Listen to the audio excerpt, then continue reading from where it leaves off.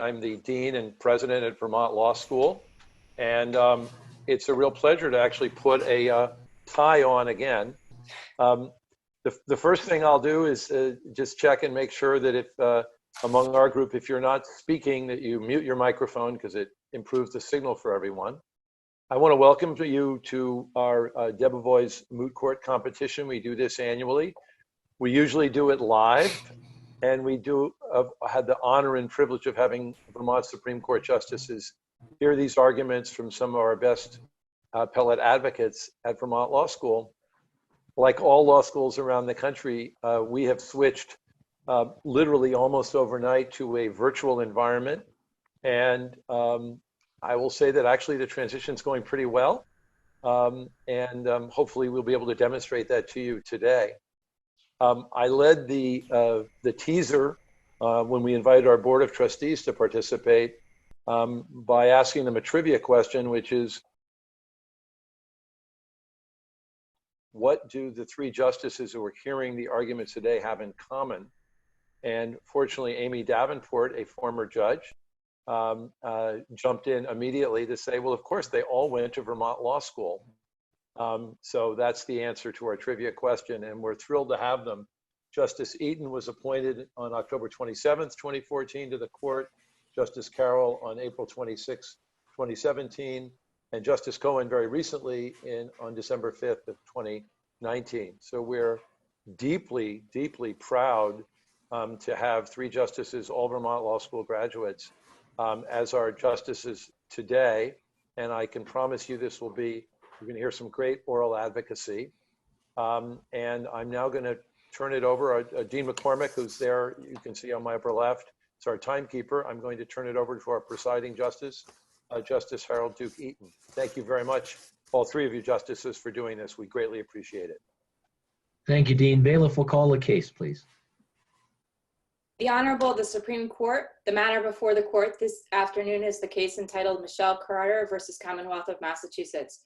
Docket number 19-1019. Representing the petitioner, Michelle Carter, Francis Demora, and Lauren Wistenberg. Representing the respondent, the Commonwealth of Massachusetts, Jillian Cowley and Julia McDonald. Thank you. Mr. Demora, you may proceed. Good afternoon, Mr. Chief Justice, and may it please the court. My name is Francis Demora, and I represent the petitioner, Michelle Carter. There are two constitutional questions before the court. I will discuss free speech, and my co-counsel, Lauren Wistenberg, will address due process. May we reserve 2 minutes for rebuttal? Yes, you may. Thank you. This case is not and has never been about the natural evolution of the common law. It is about judicial overreach, creating criminal liability where none exists, and the collateral damage to constitutional rights that results.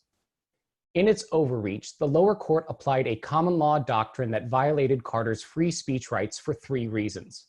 First, the doctrine is a content-based regulation. Second, that regulation fails strict scrutiny for lack of narrow tailoring. And third, Carter's speech falls outside all recognized categories of unprotected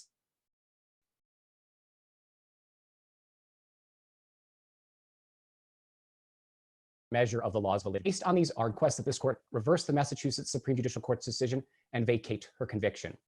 The First Amendment protects against unlawful governmental incursions on speech, providing a fundamental and expansive right that extends even and especially to speech that many people may find objectionable, odious, or even downright repugnant. To that end, the First Amendment prohibits content-based regulations, laws that restrict speech based on the message that speech conveys, again, no matter how repugnant that message may be. Massachusetts common law involuntary manslaughter doctrine, as applied to Carter, is one such content-based regulation. Mr. Demora, you use the word doctrine throughout your brief, the involuntary manslaughter doctrine. It actually is a law recognized by both statute and also by the common law in the Commonwealth, correct? Your Honor, that is correct. In the 200 years prior to its application to Michelle Carter, Massachusetts had criminalized involuntary manslaughter. It made it a statute after she was convicted, establishing involuntary manslaughter as a crime in writing, separate and apart from the court's opinions. The petitioner uses the word doctrine to capture the 200 years of precedent that the court applied and brought to bear when it prosecuted and convicted Carter under that common law crime. So it is actually a crime. It's not necessarily a doctrine. It's a crime recognized by the Commonwealth. Yes, Your Honor, it is a crime recognized by the Commonwealth. That is correct. Oftentimes when we are presented with arguments that a law or here a crime is criminalizing speech, it's speech alone that constitutes the actions. But here, the lower court in the decision relied on other actions other than speech. Did it not? Failing to intervene, failing to assist. So this wasn't just purely speech here, was it? Your Honor, the petitioner contends that it was indeed speech alone that applying the common law accomplished in the lower court. The speech here being the words that Michelle Carter spoke by phone to Mr. Roy in a call that he initiated on the evening of his death. The separate conduct, the lower court also notes that it is criminalizing, it is punishing, quote, verbal conduct. That's provided on page 25 of the joint appendix, which makes it difficult to draw a clear line between speech and the separate conduct, separate and apart from the words that she uttered. The speech integral to criminal conduct exception to the First Amendment's protections was established by this court in Giboney. And there, the line between speech and a separate unlawful act to which the speech could attach was much easier to draw. There, the court held that a law, the court, excuse me, held that upheld a law, and I'll just briefly.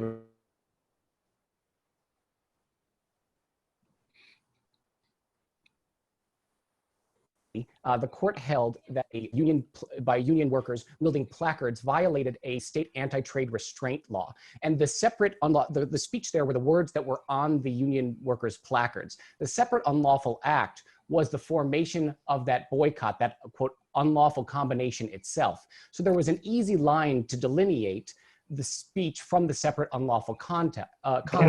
Counsel, do you say that there's any time when the speech itself can be the act? Your Honor, here, as the involuntary manslaughter doctrine is applied, the speech cannot be criminalized alone. There are some exceptions, and it depends. Circumstances depend dictate which test may apply. Under these circumstances, strict scrutiny is the appropriate measure to apply whether or not the restriction on speech is viable under the First Amendment. And strict scrutiny requires that the government show that its law employs the least restrictive means of achieving a compelling state interest. Which is saving lives. I mean, saving and protecting the people in its state, correct? That is. I mean, correct. That's a compelling state interest, and it has to be somewhat narrowly tailored. I don't know how you would expand it any further than it is, especially if it's case by case and as applied with the common law, correct?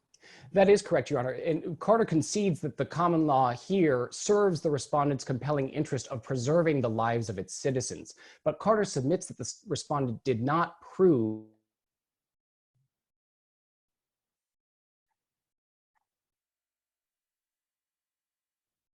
he puts the burden on the government, its law purpose. And the respondent, a law's narrow tailoring is not self-evident. It's not a self-evident truth that the respondent can prove simply by saying so. Yet respondent does exactly and only this, offering no more justification for the common law's speech restriction than that it is, quote,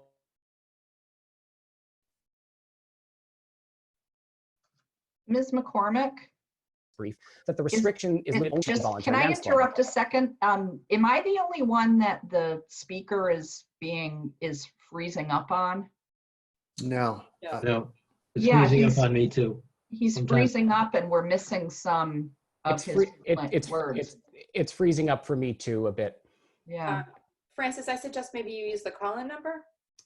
Okay, let me give that a. I don't want to miss any of it. Should I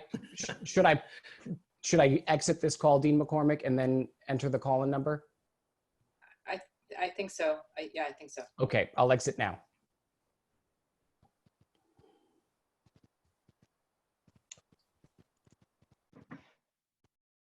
apologies, as we were worried about what the signals would do, but hopefully the audio line will be better.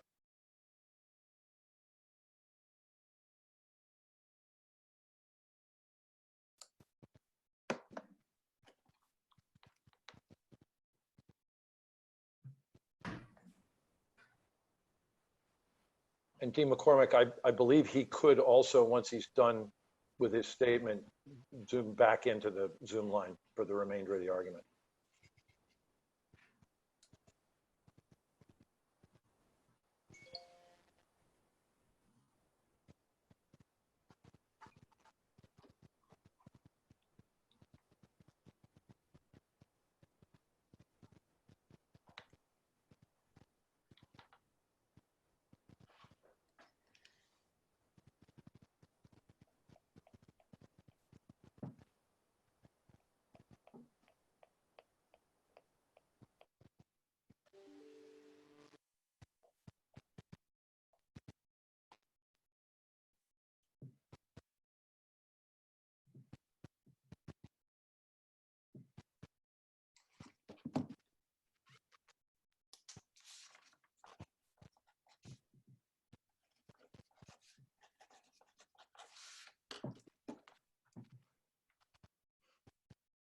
Hi, Dean McCormick. I tried the dial-in number and it requested a password, which I didn't see provided in the email. So I can just come back to this if you'd like. We can hear you all right now, counsel. Is that Yeah. okay? Okay. Counsel, let me ask you a question because you're stopped now and I have a chance to ask you. Would your analysis be any different if there were a statute in Massachusetts that made suicide illegal? Your Honor, I'm sorry. I can't hear. Justice Eaton, could you repeat that question? It was difficult to hear you that first go around. Yes, I said, would your analysis be any different if there were a statute in Massachusetts that made suicide illegal? Justice Eaton, are you there? I am. Let's see. Would you mind just repeating that question? You cut out when you had started to ask it. Okay. Would your analysis be any different if there were a statute in Massachusetts that made suicide illegal? Your Honor, it would be different because this relates a bit more to the due process argument, which my co-counsel Lauren will discuss. But a statute like that would have provided notice to Carter as a defendant and to other members of the public that suicide was criminal and that her speech could attach to that separate unlawful act. Here, the Massachusetts legislature has condemned suicide, but has not criminalized it. And without the knowledge that suicide could constitute that separate unlawful act, there is no way that Carter could have anticipated that the court would apply the involuntary manslaughter doctrine and the speech integral to criminal conduct exception to capture her behavior. Do you think the case would be different if Ms. Carter hadn't had Mr. Roy go back into the vehicle after he left to try to save himself? Your Honor, the record provided, including this is on page 69 of the joint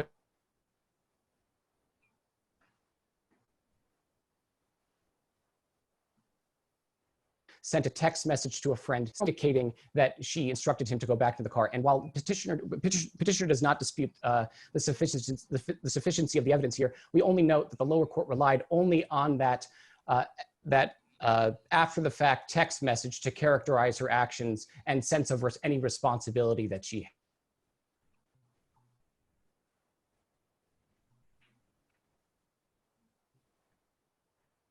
The dispositive speech here was that speech said that Mr. Roy should get back in the car, but there is no contemporaneous record of that message. But even if she did instruct Mr. Roy to get back into that car, she did not issue a threat. There was no ultimatum made to Mr. Roy. The only consequence, indeed, that she had suggested to him in several text messages prior was that if he didn't follow through on this plan that he had spent so much time devising, that she would go and get him help from a medical professional, which belies the idea that this could possibly be considered a true threat.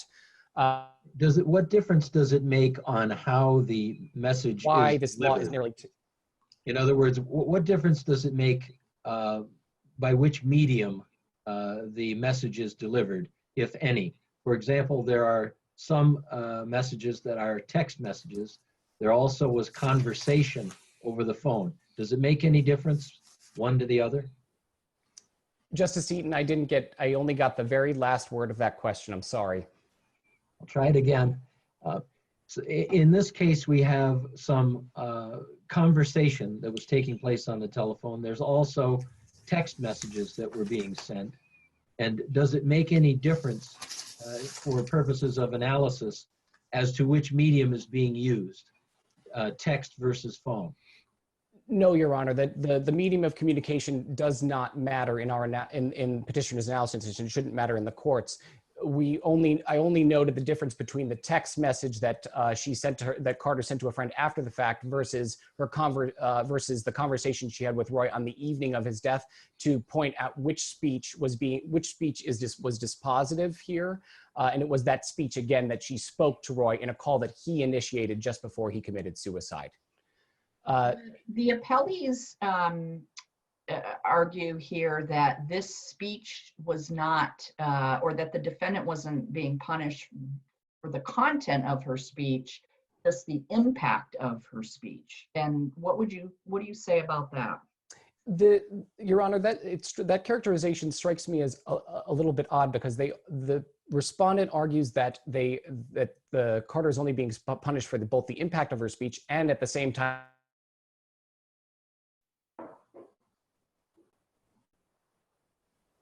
in Gibney, that case of the union picketers, were picketing the defendant company to invite them in this unlawful boycott. Ultimately, that company rejected the invitation. Even still, the court found that the First Amendment provided no protection, and that the speech integral to criminal conduct exception applied, regardless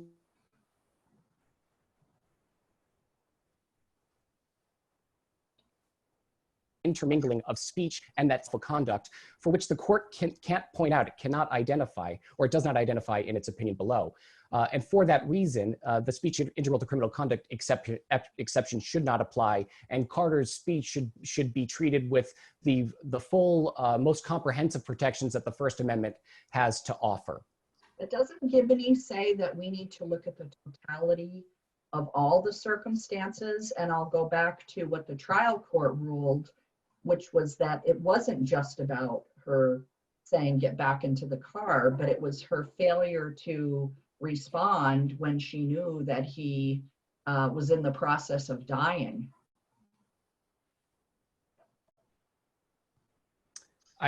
Justice Carroll, you were out from almost all of your question, but if I understand it correctly, you were asking about the omission, why Carter's failure to act does not constitute conduct. Is that correct? Well, why we can't just separate out the speech from the actions, the failure to act, when Gibney says it's a totality of the circumstances analysis. Your Honor, the petitioner submits that the speech integral to criminal conduct exception does not embrace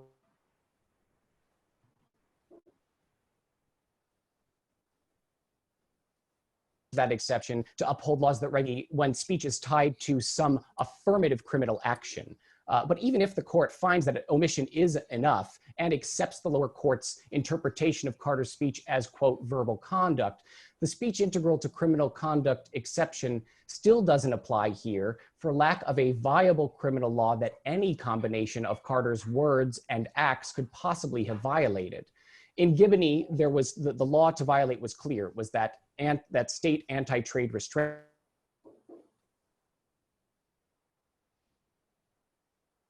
The common law governs involuntary manslaughter in Massachusetts, which in itself is not problematic. But what is problematic is that the common law as applied to Carter is unconstitutionally vague in violation of the Fifth Amendment.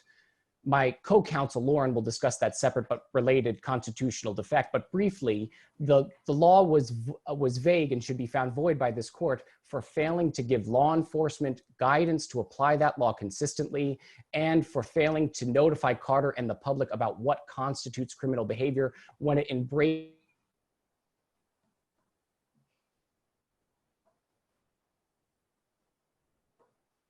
an element that had never captured it.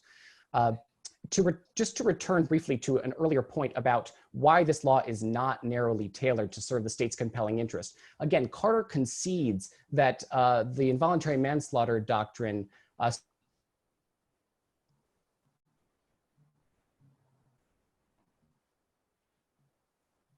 interest in preserving the lives of its citizens failed to demonstrate that that law was narrowly tailored to serve that compelling purpose. Instead, it was and it was not the government, but the lower court who did the legwork in the narrow tailoring, taking that flexible fabric of the respondent's common law theory and tailoring it to Carter's exact measurements.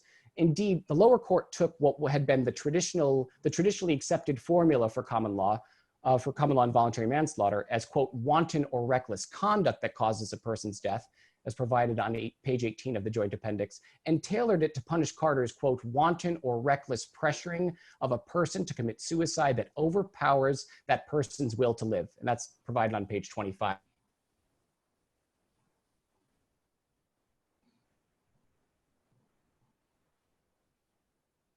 It never articulated that detailed reason, and it brought those charges against Carter, and let alone prove that line of reasoning to be true. So it was the lower court and not respondent that did the narrow tailoring, which proves only that the respondent's burden here remains unmet. Because respondent failed to meet its burden, the involuntary manslaughter doctrine, a content-based regulation that regulated Carter's speech for the message it conveyed, fails strict scrutiny. Again, as exception, it does not save respondents here. The First Amendment's protections extend to Carter's speech because of the lack of a separate unlawful act. The court criminalized, again, they noted that they were punishing this verbal conduct, and in doing so, conflated Carter's speech and action as one and the same. The speech integral to criminal conduct exception cannot be applied when speech alone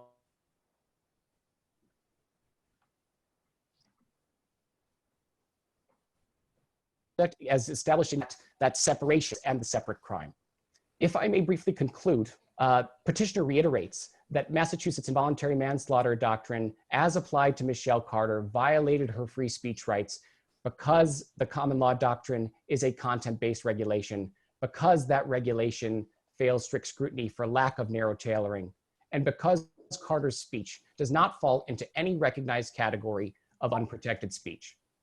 For these reasons, Carter requests that this court reverse the Massachusetts Supreme Judicial Court's decision and vacate her. All right, thank you, counsel. Ms. Wustenberg, you may proceed. Thank you. Good afternoon, Mr. Chief Justice. May it please the court, my name is Lauren Wustenberg and I represent the petitioner Michelle Carter in this matter. It is the legislature's role to define criminal laws. The Massachusetts Supreme Judicial Court overstepped its role when it convicted Michelle Carter for involuntary manslaughter. In order to fit Ms. Carter within the boundaries of the criminal law, the lower court had to establish a new ill-defined virtual presence element and apply it to Ms. Carter in the same case. But isn't that the whole purpose of the common law, is to evolve when things such as new technology to make the necessary adjustments so that the law is not stagnant completely? Yes, Justice Cohen, it is the purpose of and the role of the court to define criminal laws and expand them step by step, but not by leaps and bounds as we see in this case. The lower court had to establish a new ill-defined virtual presence element and apply it to Ms. Carter in the same case in order to fit her within the bounds of this criminal law. And the lower court's decision violates Carter's due process rights for 3 reasons. First, because this new virtual presence element established by the lower court is ripe for arbitrary and discriminatory enforcement. Second, because the common law failed to fairly notify Carter of her potential culpability. And third, because Carter's conviction under the drastically expanded involuntary manslaughter law represents an unconstitutional ex post facto conviction. Is there any case that you're aware of from any jurisdiction that adopts virtual presence as an element of a crime? No, Your Honor. Not only is this virtual presence element unprecedented in Massachusetts, it's unprecedented in any jurisdiction in the United States, as far as my research was able to show.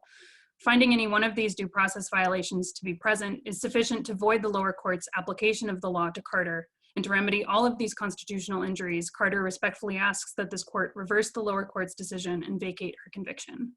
You refer to this virtual presence language as an element of the offense. And an element of the offense is something that the state has the burden to prove in order to convict. And I don't explain, I want you to explain to me how this is an element of the offense. To me, the court was explaining how this fell within the dictates of prior case law, that presence might be equated with a virtual presence.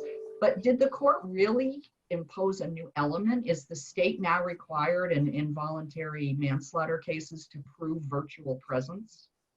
Perhaps the element piece is a slightly stronger word, but physical presence is a factor that is present in every single case in Massachusetts precedent that considers involuntary manslaughter.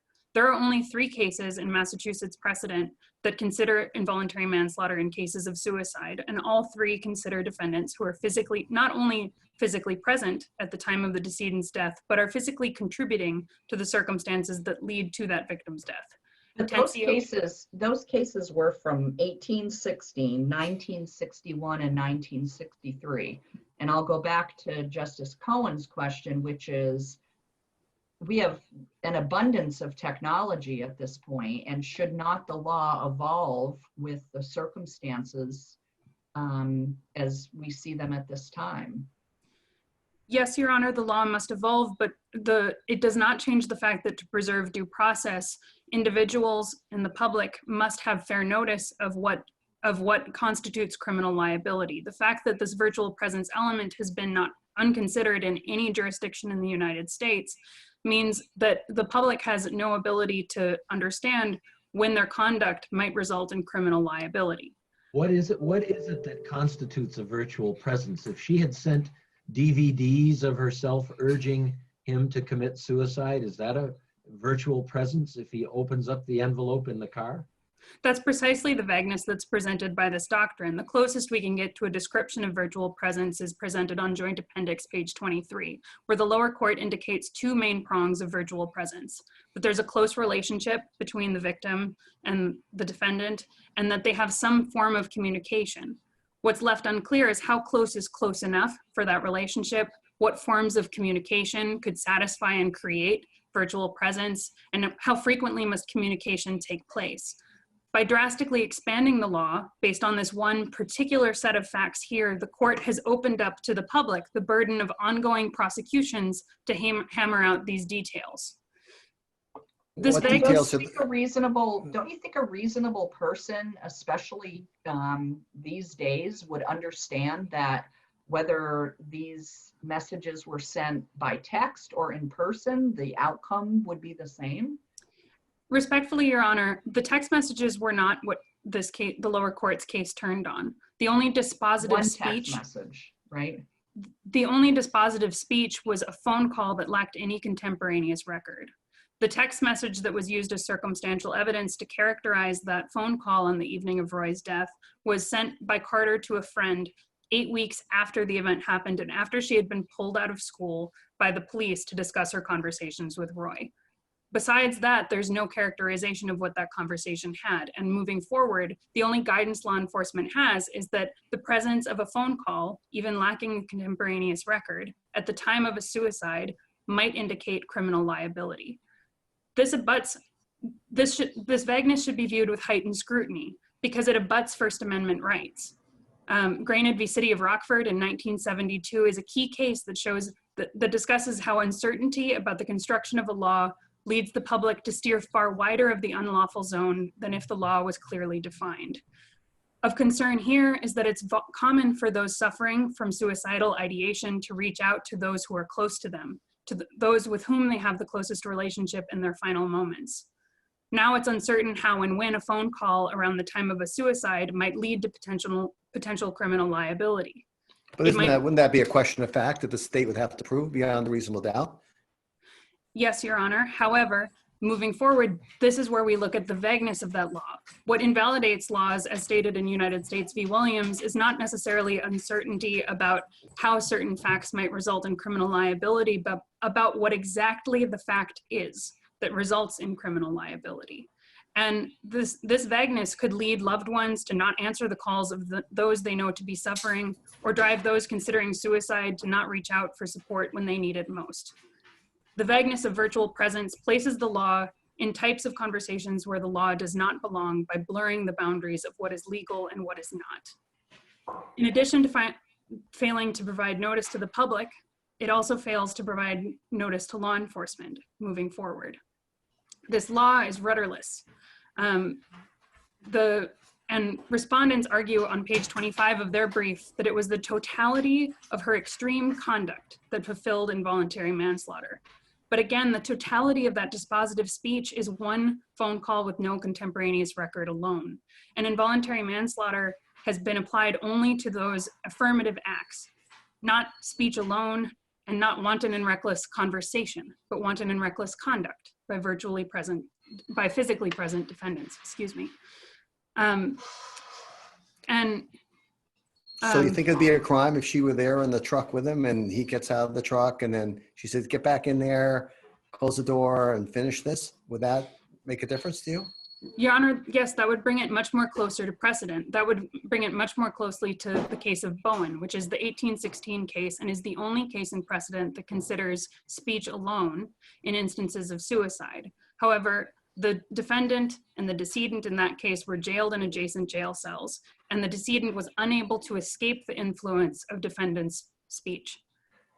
Respondents rely on that. Doesn't that distinguish the 1816 case from this case in that in the virtual world, there is an escape mechanism?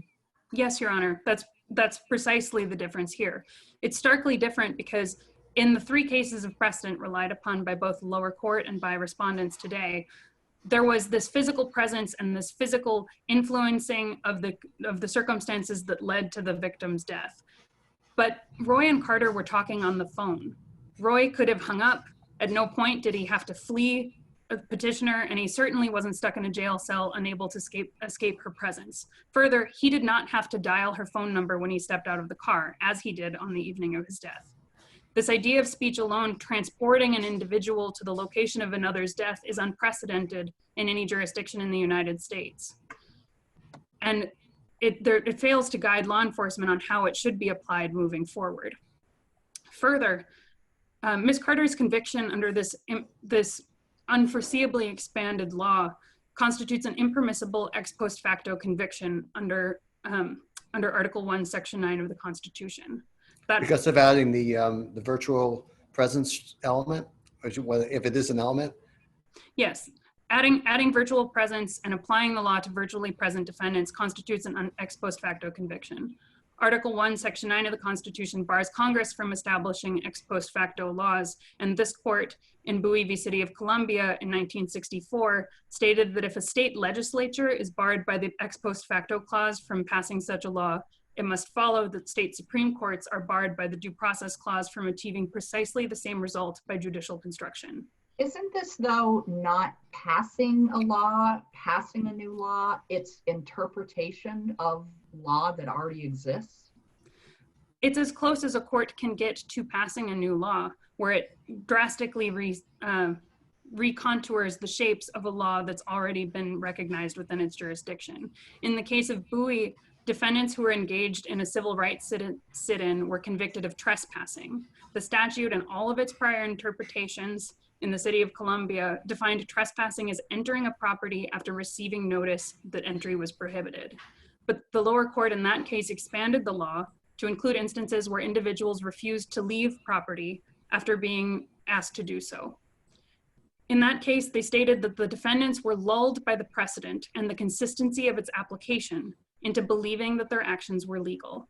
The same can be seen here, where the consistent application over 200 years of precedent in applying involuntary manslaughter only to defendants who were physically present and contributing to the circumstances of the decedent's death left Carter without any notice and any ability to understand that her actions could be considered illegal. I'm curious that we're to consider in deciding whether a statute, or in this case, the common law, gives sufficient notice to a person, that one of the things we look at is how courts have interpreted it in the past, because I would venture to guess that you and I and the rest of us are among the few who actually read statutes on a daily basis. And so how important is that we have interpreted this in a certain way in the past? How important is that to your client? It's critically important because the weight of the precedent in considering due process questions under this court states that individuals are objectively expected to understand what the law is.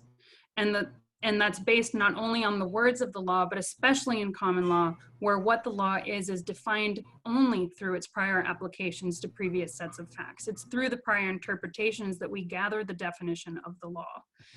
And here we have no prior interpretations that indicate that Carter's conduct, her conversation on the phone with Roy on the evening of his death, could have resulted in criminal liability. Carter, it would have taken a legal expert, an act of extreme clairvoyance, to anticipate that jump in the law, much less Carter, who was 17 years old and suffering from her own mental health disorders. Would it be a smaller jump in the law if suicide was illegal in Massachusetts? Indeed it would, because it would bring it closer in line to the speech integral to a criminal act, speech integral to criminal conduct under the First Amendment. And however, in Massachusetts precedent under the due process considerations, there's also no cases that look at look at suicide as illegal. This case raises novel questions of law that consider how advances in technology and communication through virtual mediums alter considerations of presence, intent, and cause and effect in many common law crimes. Such issues are facing the court now more than ever before. And we respectfully ask that this court defer to the Massachusetts legislature to address these novel questions of virtual presence in their state's criminal laws, as it is the only constitutionally appropriate forum to do so with the nuance that it needs. For these reasons, petitioner respectfully asks that this court vacate the lower court's decision and vacate Ms. Carter's conviction. Is there a point in time when this court has an obligation to step in and make that step with respect to virtual presence if the legislature refuses to do so? Seeing as I'm out of time, I will try to briefly answer your question. Your Honor, this case is closely in line with issues of cyberbullying, where we've seen legislatures across the country take to analyzing the diverse facts under which such a crime can take place and remedying it with a statute. We expect that this decision, by deferring to the Massachusetts legislature, would give it the same impetus to take charge and make that decision for the sake of its public. Thank you. Thank you. All right, Ms. Crowley, you may proceed. Good afternoon, Your Honors. May it please the court, my name is Jillian Cowley, and with my co-counsel, Julia McDonald, I represent the Commonwealth of Massachusetts. Michelle Carter committed involuntary manslaughter when her wanton and reckless conduct caused the death of Conrad Roy. The sole issue on appeal today is whether either the First or Fifth Amendment bar her conviction. They do not. First, I will address why the First Amendment does not shield Carter from accountability for her actions, and then my co-counsel will address why Massachusetts has not violated Carter's right to due process. This court should find that Carter's conviction is consistent with the First Amendment because it survives any level of scrutiny this court might apply. How important is it to have the causation component that you just mentioned? Well, Your Honor, in this case, the trier of fact found that Carter's wanton and reckless conduct caused Conrad's death, which is these are the elements of involuntary manslaughter. And so the only speech that's being regulated in this case is the speech that actually caused Conrad's death. Because this speech was integral to a course of criminal conduct, her speech falls outside of the protection of the First Amendment. And what's the criminal conduct? What is the actual criminal conduct? I understand the reckless component, I understand the involuntary manslaughter component, but the conduct itself, what would you classify that as? Her conduct included not only her demand that Conrad get back into the truck, but also her failure to call anyone for help, knowing that he was in a vulnerable and suicidal mental state, knowing that he was sitting in the toxic environment of his truck and then failing to tell him to get out of the truck when she had caused him to get back in. This is one of the reasons that Massachusetts has not regulated Carter's speech for its content, but instead for its effect. The petitioner has asked this court to apply strict scrutiny review because they allege that Massachusetts has regulated her speech for its content. According to Reed versus Town of Gilbert, a facially neutral law can be content-based if it restricts speech based on its message or idea. But the regulation considered in Reed, upon which the petitioner has asked this court to reply, is in no way similar to the law at issue here. There, the town regulated the size of outdoor signs based on the type of information those signs convey, or in other words, for their message. Here, Massachusetts has not regulated Carter's speech for its content, but instead for its effect. This is evident because Carter engaged in a continuous conduct that was wanton and reckless. Between June 30th and July 12th, she repeatedly urged Conrad to commit suicide. Examples of these or to get help. She gave him the option, commit suicide or get help. She did in the beginning, but she later changed the tone of her voice, and you'll see between 46 and 50A that her text included, "You just need to do it. Do you want to do it now? And I thought you wanted to do this. The time is right and you're ready."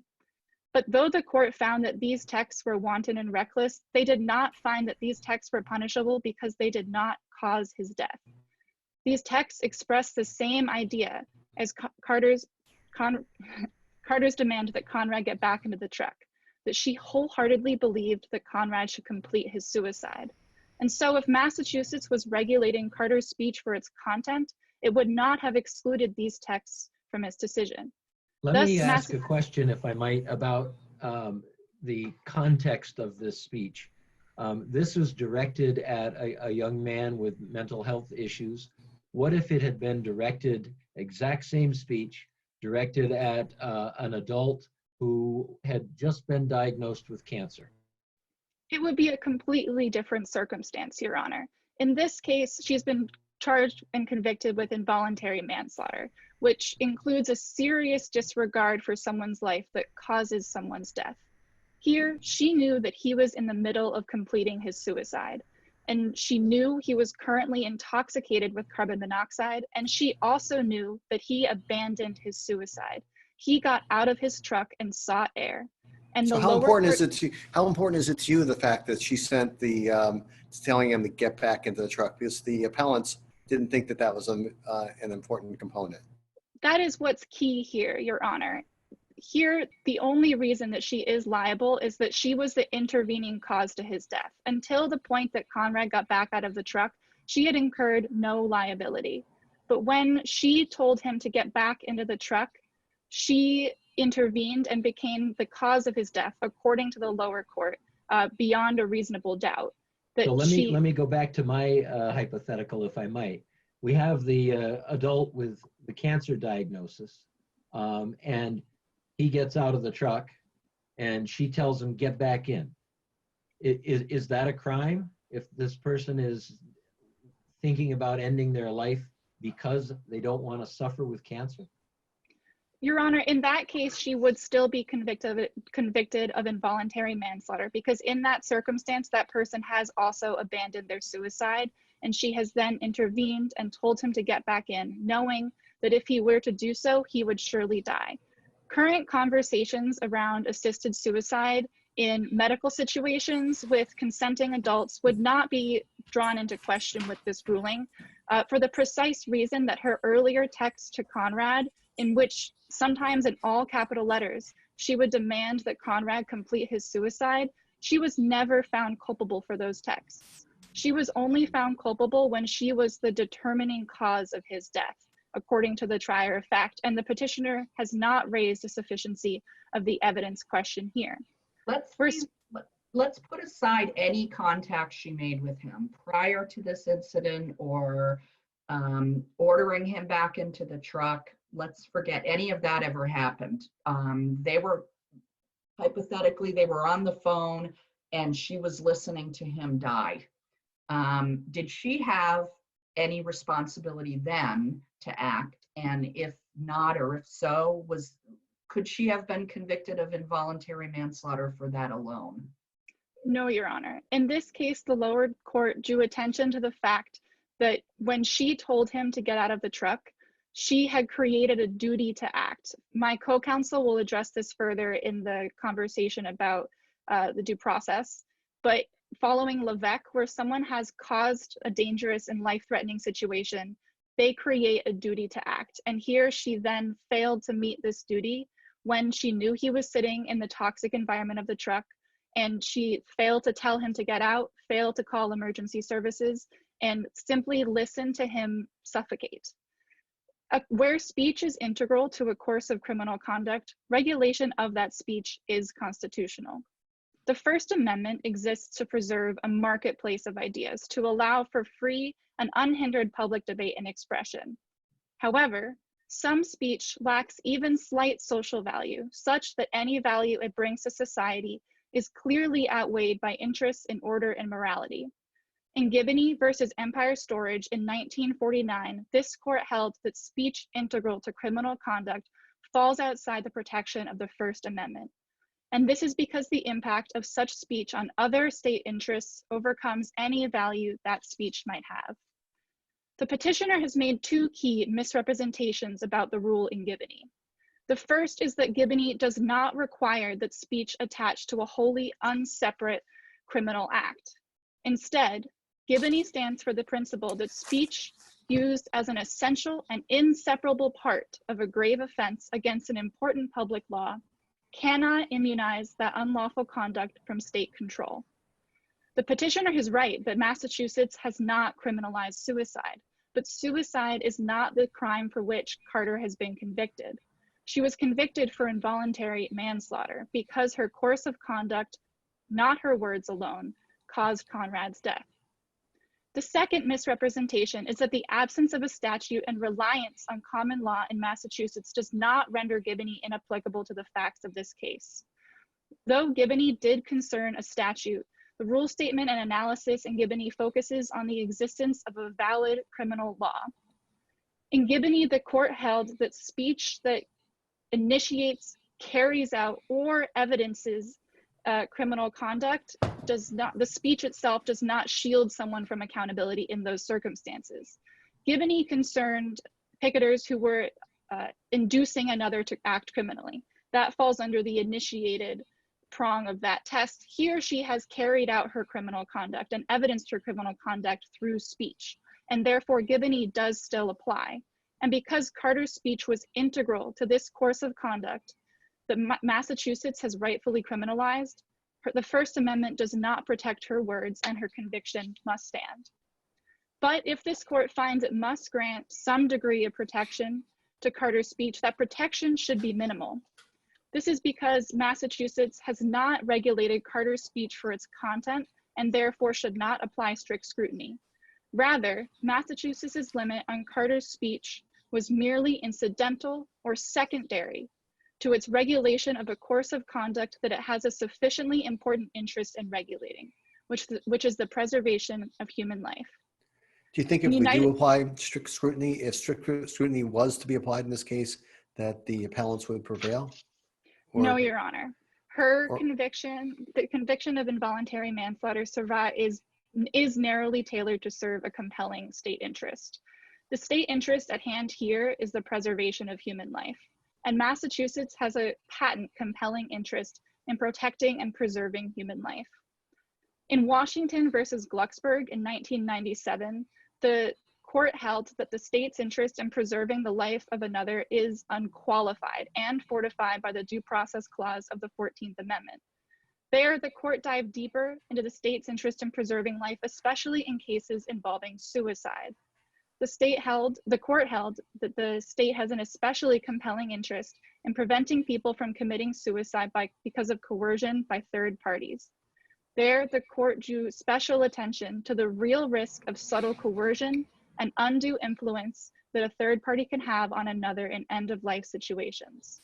The risk the court spoke of in Glucksberg is demonstrated in Carter's actions, where her demand that Conrad get back into the truck was compelling enough to cause Conrad to take his life when he had chosen to live. As If there was a chat room people contemplating suicide chat room, and folks are in that chat room encouraging each other to commit suicide, or one of the people in the chat room to commit suicide, am I correct to understand that absent some attempt by the person and then an abandonment of the attempt, you would say all of the speech that goes on within that chat room is protected? Yes, Your Honor. Absent any reason for the individual who's saying the words to believe that those words and their surrounding conduct would actually cause someone's death, absent any reason for them to know that this would be the changing factor, there would be no liability. And this is what the lower court said, and it also demonstrates how narrowly tailored involuntary manslaughter is as applied in general and to Carter's conduct. To survive the narrowly tailored prong of strict scrutiny, according to Williams-Yulee versus Florida Bar, a law need not be perfectly tailored to the state's interest. Rather, where the state furthers a compelling interest in a manner least restrictive to speech, and where there are alternatives available for the expression of the same idea, the regulation is narrowly tailored.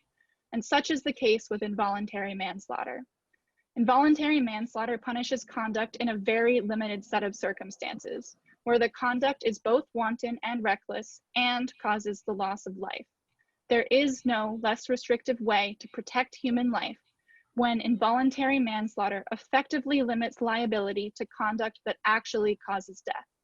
Moreover, why wouldn't this be voluntary manslaughter? I mean, her intent here was that he kill himself.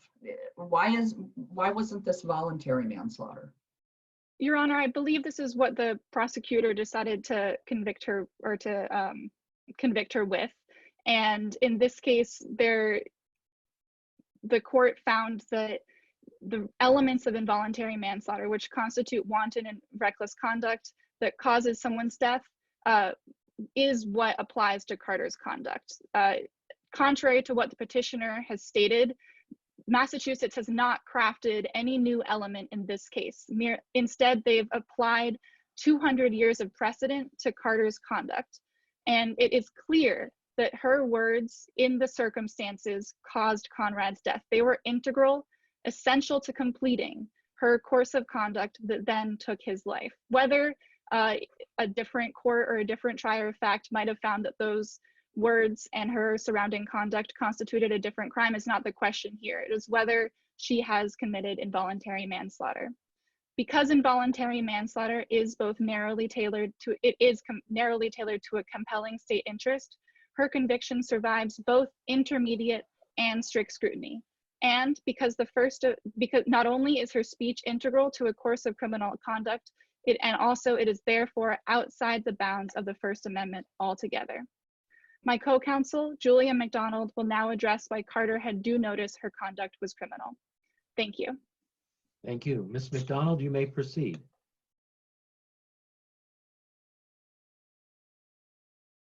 Good afternoon, Your Honors, and may it please the court. My name is Julia McDonald, and I represent the respondent, the Commonwealth of Massachusetts. This case is about upholding 200 years of precedent and application to a novel fact pattern. This court should affirm the Supreme Judicial Court of Massachusetts holding that Michelle Carter's conviction is not a violation of her constitutional rights. Carter's conviction is not a violation of her due process Fifth Amendment rights because first, Massachusetts common law provided her notice, and prior precedents illustrates this notice and shows that there is no physical presence requirement. The two definitions of involuntary manslaughter under the common law give the vital elements demanded by the petitioner. The two theories are either conduct or a failure to act. Either can fulfill wanton and reckless conduct causing the death of another. The measure of wanton and reckless turns on one's actions in a gravely dangerous situation. So is virtual, Go ahead. You seem to be disagreeing with your co-counsel when I asked whether leaving out any kind of contact that Ms. Carter had with the decedent, whether her failure to act when she knew and was hearing him dying in the car, whether that could in itself result in a conviction for involuntary manslaughter. She said no. Do you disagree? Yes, Your Honor, I disagree. Michelle Carter's failure to act can, on its own, fulfill involuntary manslaughter. And this definition arose from 200 years of precedent that creates a spectrum of wanton and reckless behavior, some which is lesser than that of Carter's. The spectrum is broad, and it shows that the coercion of suicide can fulfill involuntary manslaughter. A case. So is let me ask you virtual about- presence, I was just Go going to ahead. ask, if virtual presence is an actual essential element of the offense? Justice Carroll asked that of Ms. Cowley. No, Your Honor, virtual presence is not an essential element of involuntary manslaughter. The petitioner relied heavily on the Robbie case, which it should be pointed out was a statutory and not a common law case. And she quoted in her brief that prior interpretations must give fair notice to the public as to the vital elements of the offense. And that's from Robbie at 315. Here, the vital elements are wanton and reckless conduct causing the death of another. Her virtual presence, while it is novel, is not essential to her conviction. She fulfilled conduct through her failure to act as well. So is the reckless behavior. Is the reckless acts, wanton and reckless, but I would classify it as reckless. Is that the offense here? Yes, Your Honor. Her reckless behavior is what fulfilled the involuntary manslaughter conviction, or wanton. To create an issue with Carter's virtual presence is to create an issue with presence at all.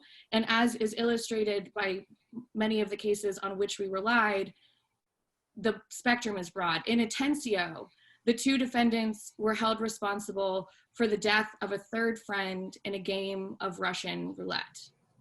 The defendant pulled the trigger on himself, and it is unknown to who the gun belonged. Both defendants were held equally responsible, and the court held that it was the encouragement of the game, the mentality created by playing it, that sufficed to fulfill wanton and reckless conduct. But And- isn't the physical presence with the other participants in the Russian roulette a factor when you're considering whether this conduct is influencing the outcome or not? You have a situation where someone is not even present. He gets out of the car and can hang up the phone instead of having a phone conversation. That's quite different, isn't it, than being in the presence of other people who are encouraging you to do an act like pull the trigger? Yes, Your Honor. In the same way that Conrad could have hung up the phone, the defendant need not pick up the gun. And it is true that in Massachusetts precedent, there has never been a case in which there was not physical presence at some point. However, the conviction turns on coercion as opposed to physical action in that moment. So how much of an extension is it to put the virtual presence into the analysis?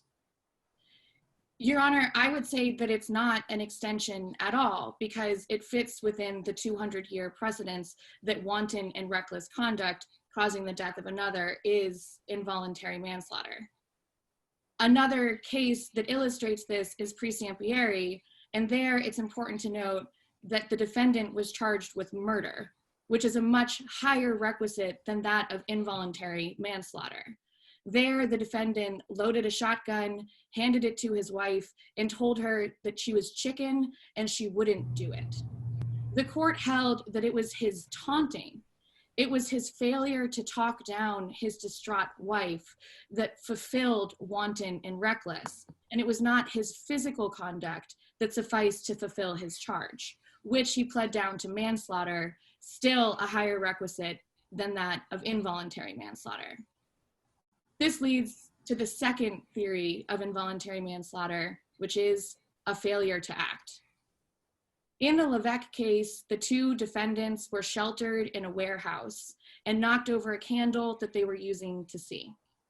They failed to report the fire that they started, and hours later, 6 firefighters died when they responded to reports of the fire and that 2 homeless people were sheltered inside. The court held that Levesque and his girlfriend had a duty to report the fire when they knocked over the candle. And it follows here, when Conrad got out of the car and he said to Carter, "I'm scared and I don't want to do it." And she said, and this is at 10A, "Get back in that fucking truck."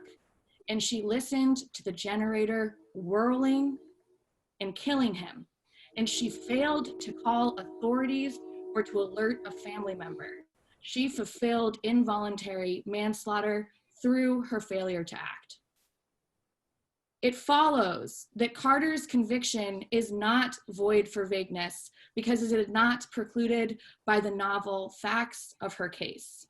Is it a subjective or an objective test that we look at for notice? Your Honor, it's an objective test. The lower court held that we cannot, and indeed, that we need not, and indeed cannot define where on the spectrum between speech and manslaughter, speech and action, manslaughter must fall. It follows that likewise, ex post facto is not applicable to the conviction.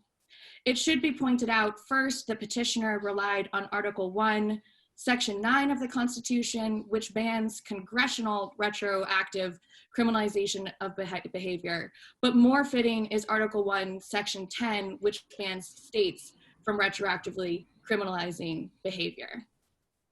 The court held in Frank v. Magnum in 1915 that ex post facto applies only to the legislature and not to the judiciary. It affirmed this holding in one of the more recent ex post facto cases, Rogers. And there, it closely examined Bowie, on which the petitioner closely relied. Don't you think that's a reflection somewhat on the fact that there's very few common law criminal offenses? Most of the criminal offenses are statutory. Yes, Your Honor. However, the common law precedent in Massachusetts has been used for crimes for over 200 years. In Bowie, the court looked at a trespassing statute and changed it to apply to protesting Black students in a drugstore during the 1960s. Changing a statute judicially is quite clearly a disruption of the federal balance of powers. However, here, we are not looking at a judicially changed statute. We are looking at the fitting of conduct into a 200-year common law precedent. The holding in Carter aligns much more closely with the 2001 holding in Rogers. And there, the court stated that the decision was a routine exercise of common law decision-making in which the court brought into law into conformity with reason and common sense. Likewise here, when Massachusetts convicted Carter, they brought her actions with reason and common sense well within the definition of involuntary manslaughter. It follows that Carter's conviction is not a commentary on assisted suicide. And as we are aware in Vermont, most death with dignity clauses have 3 elements. First, that the person is terminally ill. Second, that they are a mature adult. And they must request at least once in writing, but 3 times that their life be taken. Here, Conrad was a teenager. He was not a mature adult. He was not terminally ill. And Carter was not able to offer any commentary on whether or not he should commit suicide. And thus, Carter's conviction stays within the realm of involuntary manslaughter and is not a commentary on any death with dignity clauses. It follows that the rule of lenity is not applicable to Carter's conviction. The rule of lenity is used to invalidate congressional ambiguities. It is a tool of statutory construction and would be inapplicable here in the same way that a plain meaning analysis would be. And the court stated that we decline to deem a statute ambiguous for purposes of lenity merely because it was possible to articulate more narrowly than is requested by the defendant. Carter likewise here is requesting a more narrow interpretation of the common law of involuntary manslaughter. However, the doctrine is broad, and it includes games of Russian roulette, knocking over candles, and demanding that your boyfriend kill himself. I never saw on the record any place, and maybe it was there and I just missed it, that he was intoxicated from the carbon monoxide and that would have affected his judgment. Was that just something, somebody had mentioned, I think your co-counsel had mentioned that previously. Was it in the record somewhere? In the record that the carbon monoxide made him intoxicated? Yes. The discussion of— Or impaired his judgment. Or impaired his judgment in that moment. It likely would have. I don't believe at 8A to 10A is the discussion of that time period. I do not recall that there's a quote about intoxication, but there could be, Your Honor. Okay, thank you, sorry. Massachusetts common law provides, if I may conclude, Massachusetts common law provides reasonably clear guidelines that are not arbitrary under the Due Process Clause of the Fifth Amendment. The novel facts of Carter's case do not preclude her conviction, and likewise her speech was integral to a course of criminal conduct, meaning that it is not protected by the First Amendment nor the Fifth Amendment. This court should affirm the Massachusetts Supreme Court holding that Michelle Carter's conviction is not a violation of her due process rights. Thank you. Thank you. Do appellants have any time remaining? 2 minutes. All right, appellants have 2 minutes remaining. We'll hear from you now. Thank you. On rebuttal, I have two main points, and both deal with mischaracterizations of the law by petitioners. First, by respondents. First, respondents mischaracterized Levesque in stating that it creates a duty that fell upon Ms. Carter on the night of Roy's death. In Levesque, the case in Levesque considered squatters who set a fire and left. The defendants in that case created 100% of the fatal circumstances that led to the death of the firefighters hours later. In this case, Roy was the one who took every affirmative step that ultimately led to his death. Wasn't there an intervening factor there, which is he left his car and he was ordered back in? I can see if that never happened, your argument would have some weight. Again, Your Honor, we have no contemporaneous record that she ordered him in, just a characterization from 8 weeks later. And I didn't read your brief to say that you didn't think that was a proven fact in the case. We don't contest the sufficiency of the evidence at hand. However, we do contest characterizing that she said those exact words at that evening. We don't have a record of her directly ordering him to get back in the truck. And conversation alone at no point in Massachusetts precedent has been found to be to create this duty. The close relationship and communication alone, as characterized by virtual presence, is not present anywhere else in the precedent. The final mischaracterization by respondents is the way that they characterize Bowie. They seem to characterize Rogers v. Tennessee from 2001 as overturning Bowie and the limits it places on state Supreme Courts and their interpretations of the law. But indeed, Rogers v. Tennessee concluded by saying that holdings that are unexpected and indefensible by reference to law which had been expressed prior to the conduct at issue cannot be applied retroactively without violating ex post facto. For all of these reasons, we ask that this court reverse. Thank you. All right, thank you, counsel. Now is when we give you virtual applause.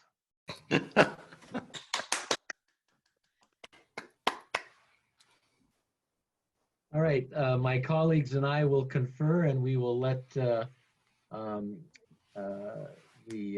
school know who we have selected as best oralist. We're planning on getting together at the conclusion of these proceedings and making that decision, and we will let you know. And you all did a great job. You should be proud of the work that you put into this. Very, Really very excellent work impressive. on all of you. Very impressive. Thank you. Thank you, Thank Justices. Thank you very much. And thank you for your patience with the technology issues. I appreciate it. Hey, yeah, you know, it works. So that's, Right? We're talking about virtual crimes. We're dealing with virtual reality, right?